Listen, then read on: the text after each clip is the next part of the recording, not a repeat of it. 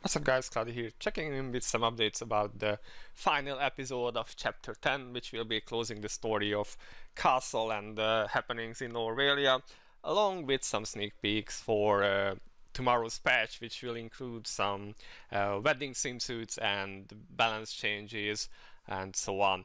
Now, as you can see, this was actually posted live in Japan. They had like a live podcast which ran for over an hour. It was like an hour and 20 minutes, and it was pretty nice. Of course, sadly, my Japanese is too scuffed to really understand native speakers speaking among themselves, but could get some parts of it anyway. And it was really nice. They have so many stuff there, the like merchandise and all sorts of updates. Compared to that, we really only get this GM note, which is like a couple of pages long, and it's kind of sad. I wish we could get those too. Like, why can't we have that in English as well? Or at least, you know what, Vespa, just send the stuff to me. I will voice it for you. I don't mind. But yeah, so we didn't get that sadly for English.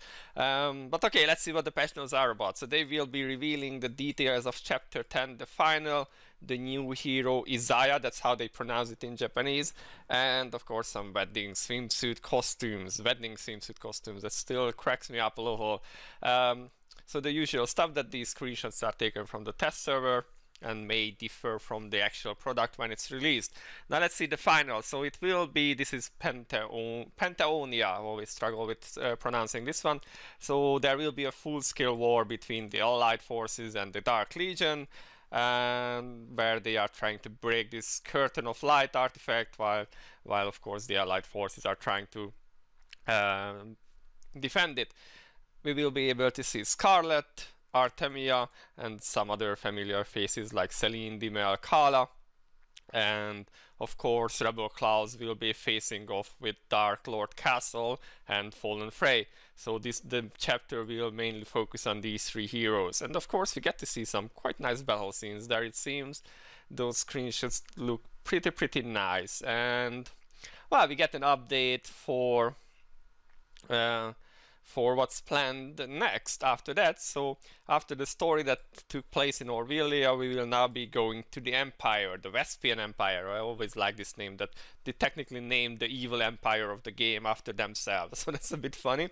Alright, so the main characters who led the story of the Warrior of the Holy Sword in Season 1 will make appearances along with the new characters of the Empire. So some of the main characters will actually appear in this Empire arc as well.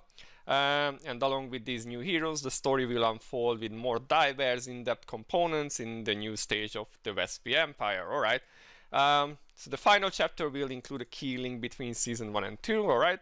And they have tried to their best to include a sneak peek of the prologue for the upcoming Season 2 in this last chapter. Okay, so large-scale interesting stories have been prepared for Season 2 of 킹스레이드, and we can see some cutscenes about this. Well, this link is actually not pointing to any cutscenes about that, or it is just pointing to basically showcasing Isaiah, which we will check out. So she is known as Lea Saintus, the evil goddess, so to say, who will be released as a new playable hero. She is the fourth primal demon besides Shamila, Lucikiel, and Gremory, and this is her concept art. So she looks really cool, cute and cool, really priest-like. And that weapon is kind of interesting. It's like a cross between a walking staff and a mace. That definitely has like the form of a mace there. And if you go to that link, this will take us to this video, which I will also put into the link in the description. So it looks like she quite likes despair and struggle and dying. And it seems, based on the description here, that she was called in by Dark Lord Castle to help destroy the Curtain of Light.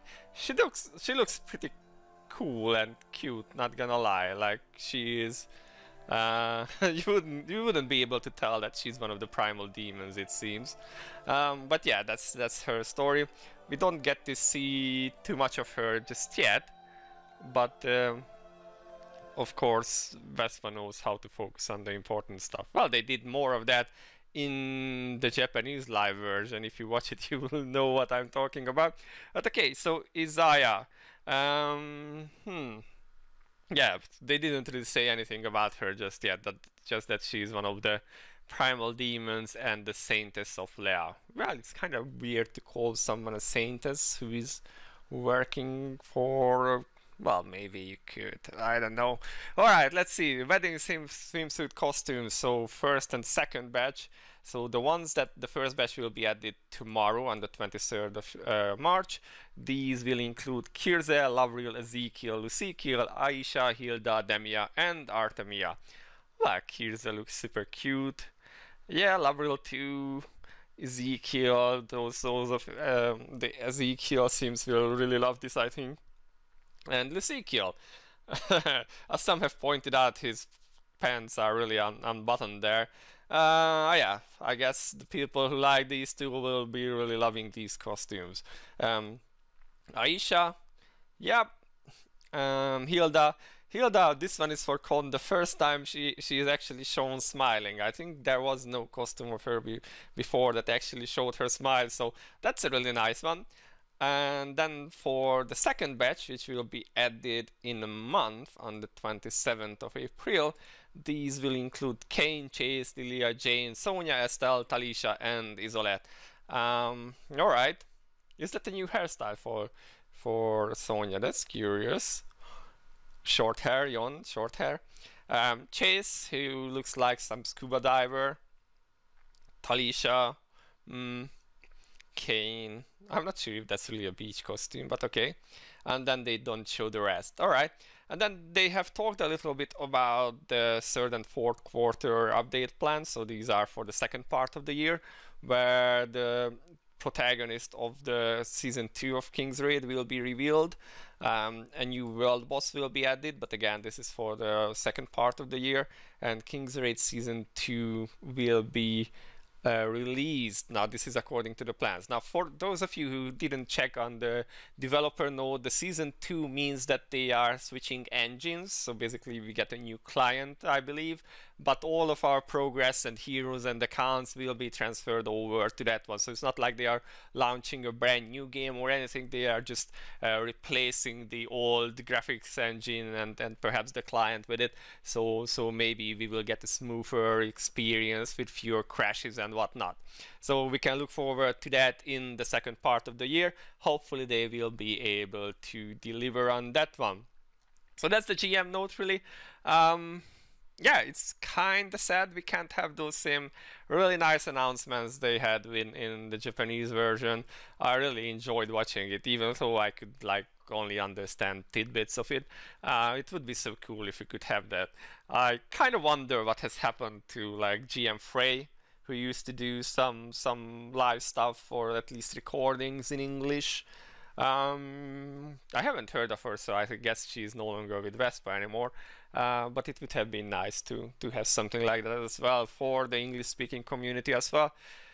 But yeah, I guess that's Vespa for you guys. Focuses on the Japanese community. Well, I can understand why. But damn, some of those merchandise look so sweet, like mugs and bank card covers and foam battery covers and stuff like that. They look really nice, and some of them would have been so cool to have. Now we need to make a trip to Japan and just somehow get hold of them. But okay guys, this has been Cloudie for now. If you have any questions, comments, leave them below, and I'll see you in the next one. Bye bye.